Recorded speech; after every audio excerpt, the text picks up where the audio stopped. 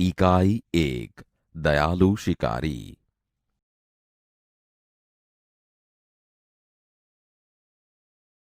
एक बहुत घना जंगल था। एक दिन एक शिकारी उस जंगल में शिकार करने आया। जंगल में उसने एक सुंदर हिरनी को देखा।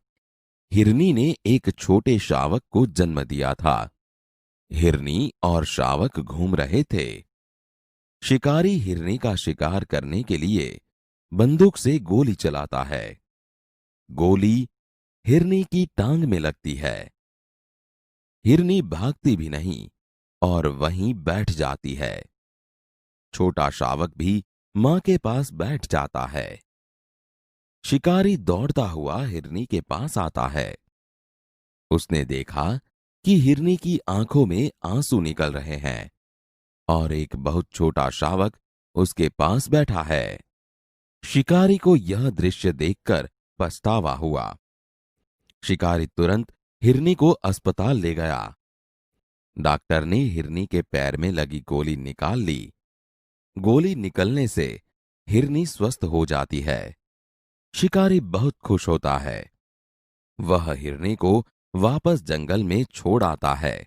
हिरनी और छोटा शावक फिर से जंगल में घास खाने लगते हैं। एक बहुत घना जंगल था। एक दिन एक शिकारी उस जंगल में शिकार करने आया। जंगल में उसने एक सुंदर हिरनी को देखा। हिरनी ने एक छोटे शावक को जन्म दिया था।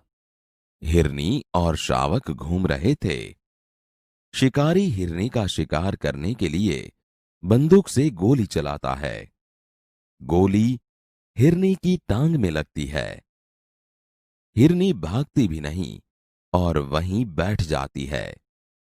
छोटा शावक भी मां के पास बैठ जाता है। शिकारी दौड़ता हुआ हिरनी के पास आता है। उसने देखा कि हिरनी की आंखों में आंसू निकल रहे हैं और एक बहुत छोटा शावक उसके पास बैठा है। शिकारी को यह दृश्य देखकर पछतावा हुआ। शिकारी तुरंत हिरनी को अस्पताल ले गया। डॉक्टर ने हिरनी के पैर में लगी गोली निकाल ली। गोली निकलने से हिरनी स्वस्थ हो जाती है। शिकारी बहुत खुश होता है। वह हिरनी को वापस जंगल में छोड़ आता है। हिरनी और छोटा शावक फिर से जंगल में घास खाने लगते हैं। विद्यार्थी मित्रों, इन वाक्यों को सुनिए। क्रमशः 6 वाक्यों। इन वाक्यों में जिन शब्दों के नीचे रेखा की गई है उसे संज्ञा कहा जाता है। संज्ञा की परिभाषा सुनिए। जिन शब्दों से व्यक्ति, वस्तु, जाति, पदार्थ का बोध हो उसे संज्ञा कहते हैं।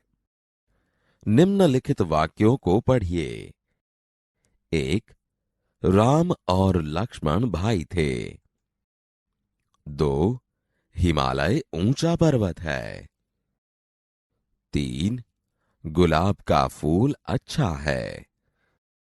4. रमेश हर रोज स्कूल जाता है। 5. सब गांधीनगर जा रहे हैं। 6. आज बिल्ली दूध पी गई।